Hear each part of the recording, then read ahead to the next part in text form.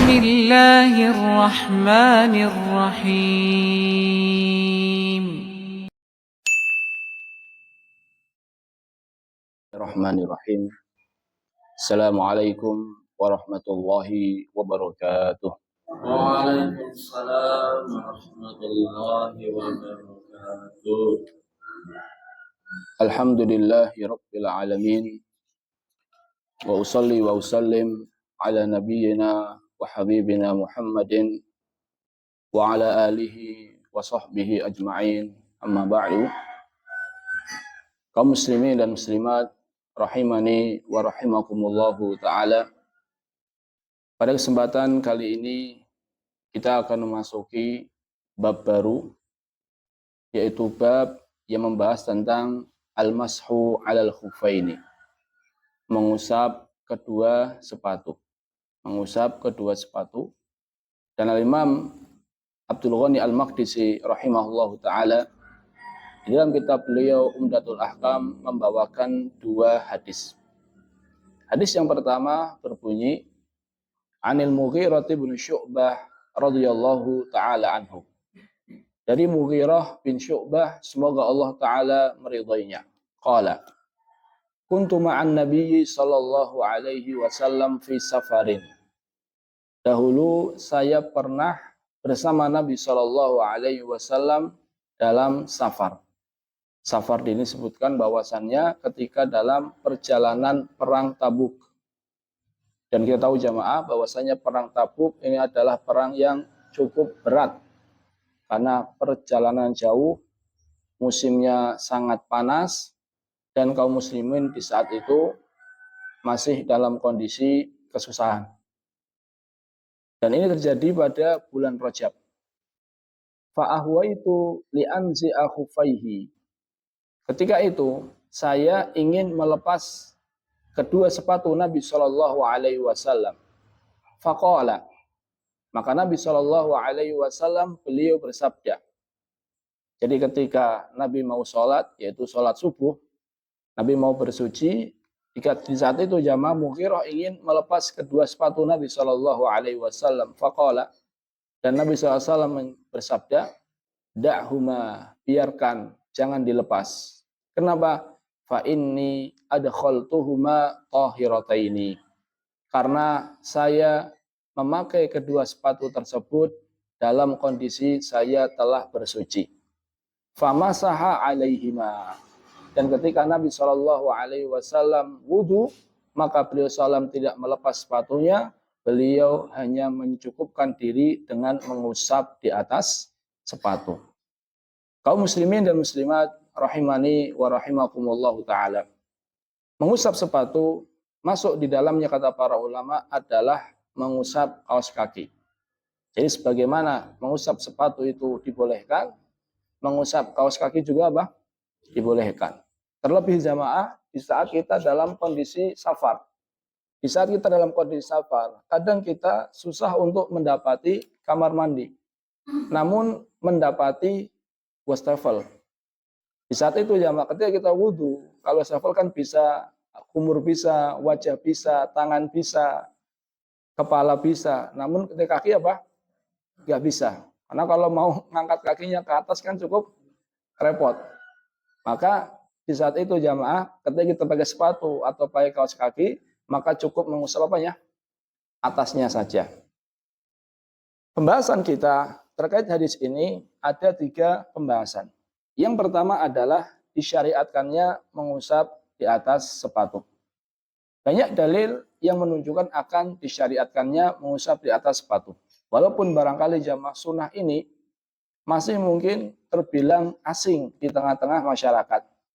Kalau seandainya kita safar bersama masyarakat, kalau kemudian ketika wudhu kita nggak melepas sepatu, kita cuma ngusap atasnya, mungkin sebagian orang merasa apa? Asing. Ini kok wudhu kok nggak membasuh kaki. Kenapa? Ya karena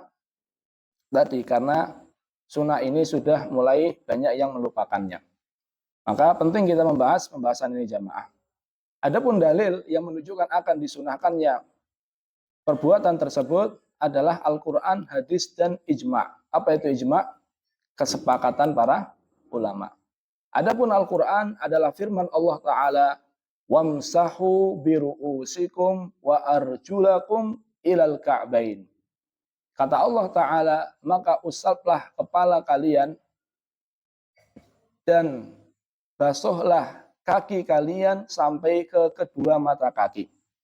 Sebagian bacaan, jadi sebagian riwayat bacanya wamsahu biru'usikum wa arjulikum. Jadi apa? Ru'usinya kasroh, wa arjuli linya juga kasroh. Kalau dibaca wamsahu biru'usikum wa arjulikum, maka artinya usaplah kepala kalian dan usaplah kaki kalian. Maksudnya di sini, kaki di sini kata para ulama maksudnya adalah sepatu. Jadi kalau seandainya bacaannya adalah wamsahu biru'usikum wa arjulikum, basuhlah kepala kalian dan basuhlah kaki kalian, maka maknanya adalah basuhlah kepala kalian dan basuhlah kedua sepatu kalian. Ini dalil yang pertama dari Al-Quran, yaitu Al-Maidah ayat 6. Dalil yang kedua adalah dari hadis. Dan hadisnya banyak sekali jamaah yang sahih saja. Kata Imam Ahmad rahimahullah ta'ala jamaah itu lebih dari 40. Jadi hadis tentang disyariatkannya mengusap sepatu itu yang sahih saja itu lebih dari berapa? 40. Ini menunjukkan akan menunjukkan akan disyariatkannya mengusap sepatu. Di antaranya hadis dari Hammam. Ketika Hammam bersama Jarir, sahabat Nabi Shallallahu Alaihi Wasallam, kemudian Jarir berwudu. Ketika Jarir berwudu, wa masa ala khufaihi. Kemudian Jarir hanya mengusap di atas sepatunya. Faqila taf'alu hada. Ini Hammam juga merasa heran jamaah. Ketika melihat Jarir, sahabat Nabi wudu, kok enggak membasuh kaki, hanya mengusap kepalanya. Apa kata Hammam kepada Jarir bin Abdullah? Taf'alu hada.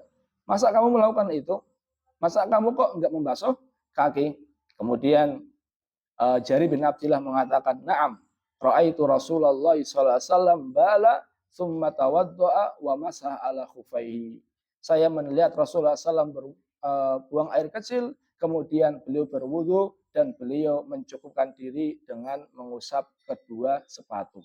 Ini dalil dari hadis. Adapun ijma maka dinukil oleh Ibnu Mundir di dalam kitab beliau Al-Ijma. Jadi yang pertama jamaah, disyariatkannya mengusap sepatu ini berdasarkan dalil baik Al-Quran, hadis maupun apa? Ijma. Sekarang kita masuki pembahasan yang kedua.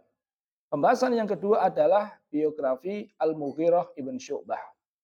Siapa Mughirah ibn Syu'bah jamaah? Mughirah ibn Syu'bah, beliau adalah sahabat Nabi yang nama aslinya adalah Abu Abdillah. Maaf, nama aslinya Mughirah ibn Syu'bah, kunyahnya adalah Abu Abdillah. Jadi kunyah itu adalah nama yang diawali apa? Abu atau Ummu atau Ibnu.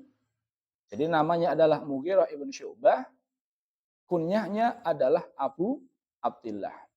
Dan Mughirah ibn Syu'bah ini jamaah termasuk sahabat Nabi yang masuk Islamnya di akhir-akhir. Jadi bukan sahabat Nabi yang masuk Islamnya di Mekah, di awal-awal datangnya Islam, atau di awal-awal ketika Nabi sudah hijrah ke Madinah, kemudian dapat perang Badar, tidak. Namun beliau masuk Islam di tahun ke-6, yaitu ketika perang Khandaq. Sebelum peristiwa perjanjian Hudaybiyah. Dan beliau SAW ikut perjanjian Hudaybiyah dan ikut ikut juga Bai'atur Ridwan. Bai'atur Ridwan adalah bai'at sumpah setia di bawah pohon di saat itu. Dan Allah Ta'ala mengabadikan Bai'atur Ridwan jamaah. Allah mengabadikan Bai'atur Ridwan. Yaitu ketika ada berita bahwasannya Utsman yang diutus kemana? Ke Mekah, ini dibunuh. Akhirnya Rasulullah SAW dan kaum muslimin mereka mengadakan bai'at. Isi bai'atnya diantaranya adalah siap membela agama Islam. Yaitu sahabat Nabi banyak, di antara mereka adalah siapa? Al-Mughirah ibn Syu'bah. Dan Allah Ta'ala memuji orang-orang yang ikut bai'atur Ridwan. Di dalam Al-Quran surat Al-Fatah ayat 18. Laqad radiyallahu 'anil mu'minin idh yubayi'unaka tahta syajarah. Dan Allah Ta'ala telah meridhoi orang-orang beriman yang mereka membaiatmu di bawah pohon. Dan syajaratul ridwan ini jamaah, karena baiatnya di bawah pohon, sehingga dikenal dengan baiat di bawah pohon atau baiatur ridwan. Yaitu Al-Quran surat Al-Fatah ayat 18. Di antara keutamaan sahabat Nabi yang ikut baiatur ridwan, adalah sabda Nabi SAW, la yadkhulun nar min ashabis syajarah ahadun alladzina baya'u tahtaha. Kata Nabi SAW, siapapun yang ikut baiatur ridwan itu tidak ada yang akan masuk neraka. Masya Allah. Jadi di antara keutamaan orang yang ikut baiatur ridwan, yaitu orang membaiat Nabi SAW di bawah pohon, tidak ada seorang pun di antara mereka yang bakalan masuk mana? Neraka. Jadi Mughirah ibn Syu'bah ini jamaah di antara sahabat Nabi yang dijamin bahwasannya dia tidak akan masuk neraka. Mughirah ibn Syu'bah jamaah, beliau dikenal dengan ad-daha, dahaul Arab. Dahaul Arab artinya adalah orang Arab yang cerdas. Jadi Mughirah ibn Syu'bah ini jamaah terkenal dengan kecerdasannya. Sampai-sampai dikatakan ma waqa'a fi amrin illa wajada makhrajan. Tidak ada satupun perkara masalah kecuali dia bisa mendapati jalan keluar, solusi dari masalah tersebut. Saking cerdasnya. Dikisahkan di zamannya Umar bin Khattab, Mughirah ibn Syu'bah dijadikan gubernur untuk daerah Bahrain. Bahrain itu bukan Bahrain sekarang jamaah ya. Bahrain sekarang yang dekat mana itu? Dekat Emirat sama dekat Kuwait bukan. Namun Bahrain zaman dulu itu lebih luas dari itu. Yang sekarang masuk juga Saudi Arabia. Mughirah ibn Syu'bah dijadikan gubernur di daerah Bahrain di zaman itu. Ketika dijadikan gubernur jamaah, rakyatnya itu nggak senang dengan Mughirah ibn Syu'bah. Kenapa nggak senang? Karena Mughirah ibn Syu'bah ini orangnya tegas. Orang yang tegas nggak senang. Akhirnya penduduk Bahrain ngadu kepada Umar bin Khattab. Wahai Umar bin Khattab, tolong gubernur kita jangan Mughirah ibn Syu'bah. Dan dikabulkan sama Umar bin Khattab. Akhirnya Mughirah bin Syu'bah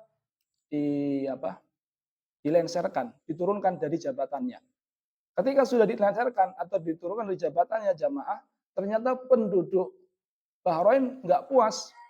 Dia pengen juga agar nanti Mughirah bin Syu'bah nggak jadi gubernur untuk selama-lamanya.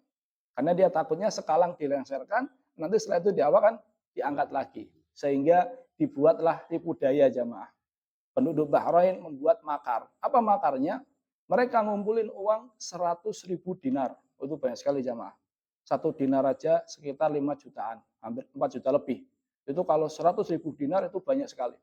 Mengumpulkan uang, kemudian nyuruh salah seorang di antara mereka agar mengaku kepada Umar bin Khattab bahwasannya Mughirah ibn Syu'bah korupsi. Buktinya adalah ini 100 dinar yang dia titipkan kepada saya. Padahal 100.000 dinar ini uangnya siapa? Uangnya kumpulan penduduk Bahrain, dan ada satu orang yang disuruh ngaku di hadapan Umar bin Khattab. Akhirnya dia mengatakan, wahai Umar bin Khattab, sesungguhnya gubernurmu Mughirah bin Syu'bah dia telah korupsi. Dan dia menitipkan uang kepadaku. Korupsi dia sebanyak 100.000 dinar. Mughirah bin Syu'bah cerdas ya, Mak. Dia mengatakan, wahai Umar bin Khattab, sejatinya korupsi saya bukan hanya 100.000 dinar. Namun korupsi saya adalah 200.000 dinar. Iya. Jadi ketika dia dituduh korupsi, dia malah menjadi-jadi jamaah. Dia mengatakan, saya korupsinya bukan 100.000 dinar, tapi 200.000 dinar. Dan dia telah mengambil 100.000 dinar lain. Jadi sebenarnya saya nitipnya berapa? 200.000 dinar. Tapi dia kok ngakunya hanya 100.000 dinar. Orang ini kaget jamaah. Ini Mughirah bin Syu'bah kok cerdas sekali. Langsung dia mengatakan, wahai Umar bin Khattab, sejatinya ini bukan uang korupsi. Ini adalah kumpulan penduduk Bahrain. Dia juga nggak mau jamaah kalau dia masalah. Karena kalau seandainya dia ngotot-ngototan, akhirnya dia juga ngambil juga jamaah kan. Orang nitipnya berapa? 200.000 dinar, dia kok ngakunya hanya 100.000 dinar. Jadi dia akhirnya ngaku jamaah, tidak, sejatinya Mughirah bin Syu'bah dia tidak nitip kepada saya walaupun 1 dinar. Kemudian Umar bin Khattab ditanya, Umar bin Khattab tanya sama Mughirah bin Syu'bah, "Wahai Mughirah bin Syu'bah, kenapa engkau melakukan hal itu? Kenapa ketika dia ngaku bahwasanya kamu titip 100.000 dinar, uang yang kamu ambil dari Baitul Mal, kok kamu malah mengakunya 200.000 dinar?" Apa kata Mughirah bin Syu'bah? "Amma hada, sesungguhnya orang ini yattahimuni bisariqah wa huwa yaktib. Dia telah menuduhku dengan aku mencuri padahal dia dusta. Fa aradtuhu an akhziyahu fa akhzahullah." Dan saya pengen Allah menghinakan dan Allah Ta'ala akhirnya menghinakan dia. Sehingga Mughirah bin Syu'bah terlepas dari tuduhan tersebut. Ini enggak terpikir di kita jamaah. Bagaimana Mughirah bin Syu'bah bisa sampai kepikiran seperti itu. Dia dituduh malah dia apa?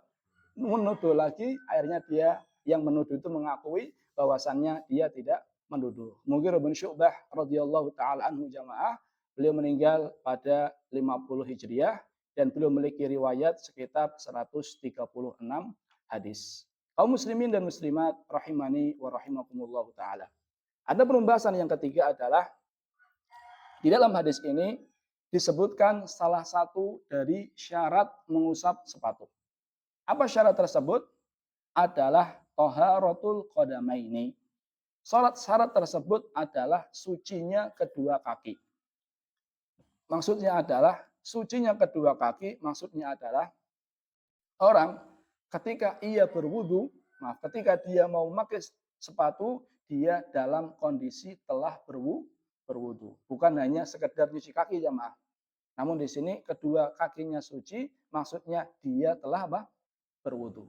Oleh karena itu jamaah, para ulama seperti An-Nawawi mengatakan, kalau seorang mau dibolehkan untuk mengusap sepatu, maka sebelum dia memakai sepatu itu, dia harus dalam kondisi berwudu. Dan wudunya sudah sempurna. Contohnya belum sempurna jamaah, contohnya sudah selesai, sudah wudu, hampir selesai. Baru ngusap satu, baru membasuh kaki kanan. Kan kalau membasuh kaki kanan sudah hampir selesai kan? Baru membasuh kaki kanan, setelah itu sepatunya langsung dipakai. Padahal belum membasuh kaki kiri. Kata Imam Nawawi, nggak boleh. Kenapa nggak boleh? Karena dia belum selesai wudhu. Jadi selesaikan dulu kaki kanan, dibasuh, baru kemudian diselesaikan kaki apa? Kaki kiri, baru kedua sepatu itu dipakai. Tapi kalau seandainya baru basuh kaki kanan, langsung dipakai, belum basuh kaki kiri, maka ini tidak boleh. Jadi syarat yang pertama jamaah, dibolehkannya orang mengusap sepatu adalah memakainya dalam kondisi apa? Telah wudhu. Yang kedua, syarat yang kedua adalah masih dalam waktu yang diizinkan oleh syariat. Rasulullah SAW bersabda, "Al-muqimu yauman wa laylah wal musafiru thalathata ayyam wa layalihinna." Kata Nabi SAW, orang yang mukim itu artinya tidak safar, dia boleh mengusap sepatu atau kaos kaki selama 1 hari 1 malam. Sedangkan orang musafir dibolehkan mengusap sepatu atau kaos kaki itu selama 3 hari 3 malam. Berarti syaratnya jamaah, kalau mukim lebih dari sehari semalam sudah tidak boleh. Kalau musafir lebih dari 3 hari 3 malam juga tidak boleh. Kapan mulai dihitungnya? Ada 2 pendapat dari kalangan ulama, namun wallahu alam saya lebih condong kepada pendapat dihitungnya adalah sejak kita mengusap sepatu. Contohnya jamaah, kita pakai sepatunya jam 6 pagi. Kita pakai sepatu, kita wudhu dulu, kemudian kita pakai sepatu jam 6 pagi. Kemudian kita beraktivitas, kita nggak safar nih, kita beraktivitas. Selama itu belum dihitung jamaah. Kok jam 9 pagi kita wudhunya batal? Itu belum dihitung. Kapan dihitungnya? Ketika kita sudah mulai mengusap sepatu. Contohnya untuk sholat duhur. Maka dihitungnya bukan jam 6 pagi, bukan jam 9 pagi, namun dihitungnya adalah ketika kita mau sholat apa? Duhur. Ketika kita awal kali mengusap sepatu. Jadi walaupun makanya jam 6 pagi, mulai batal wudhunya 9, dan mulai mengusap sepatunya jam 12 untuk sholat subuh, untuk sholat duhur, dihitungnya bukan jam 6, bukan jam 9, namun dihitung dimulainya jam berapa? Jam 12 persiapan untuk sholat apa? Duhur. Ini syarat yang kedua. Syarat yang ketiga jamaah adalah bukan karena junub. Bukan karena hadas besar.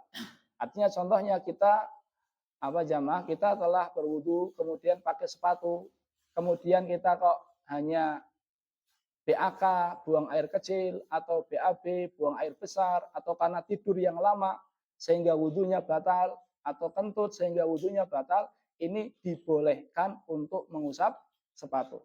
Namun kalau karena junub maka nggak boleh, harus sepatunya dilepas. Rasulullah SAW di dalam sebuah hadis jamaah kata Sofwan ibn Asal, karena Rasulullah SAW ya'muruna idza kunna safaron. Lalu Rasulullah SAW memerintahkan kepada kami apabila kita safar, alla nanzi'a khifafana, agar kami tidak melepas sepatu-sepatu kami. Jadi Nabi SAW malah nyuruh jamaah ketika safar sepatunya jangan dilepas. Salasata ayyam walayalihinna, selama 3 hari 3 malam, illa min janabah, kecuali kalau seandainya dia junub, kecuali kalau seandainya hadasnya hadas apa? Besar. Walakin min ghaitin wa baulin wa naumin. Akan tetapi boleh mengusap sepatu ketika wudunya batal karena ghaid. Ghaid itu BAB, buang air besar, baul, BAK, naum, tidur yang pulas. Maaf jamaah, BAB, buang air besar itu hadas besar atau hadas kecil? Ya, hadas kecil. Walaupun namanya BAB, buang air besar, tapi tetap hukumnya hadas apa? Hadas kecil. Ini syarat yang ketiga, yaitu bukan karena junub. Syarat yang keempat adalah sepatunya suci atau kaos kakinya suci. Kenapa demikian? Karena hadis yang menjelaskan bahwasanya suatu hari Nabi SAW sholat bersama para sahabat dengan sandal. Kemudian Nabi SAW melepas apa? Sandalnya, melepas sepatunya atau sandalnya. Kemudian para sahabat ikut melepas sandalnya. Habis selesai sholat, Nabi bertanya, kenapa kalian melepas sandal? Kata Nabi, kata para sahabat, ya kita melihat baginda ketika sholat melepas sandal, ya akhirnya kita apa? Meniru. Apa kata Nabi? Saya ngelepas sandal karena sandalnya apa? Kena najis, sedangkan kalian sandalnya enggak najis. Makanya menunjukkan jamaah, boleh mengusap sepatu, boleh mengusap kaos kaki, selama sepatunya suci. Jadi ada 4 syarat jamaah. Yang pertama tadi apa? Sebelum memakai dalam kondisi telah berwudu. Yang kedua, masih dalam jangka waktu yang diizinkan.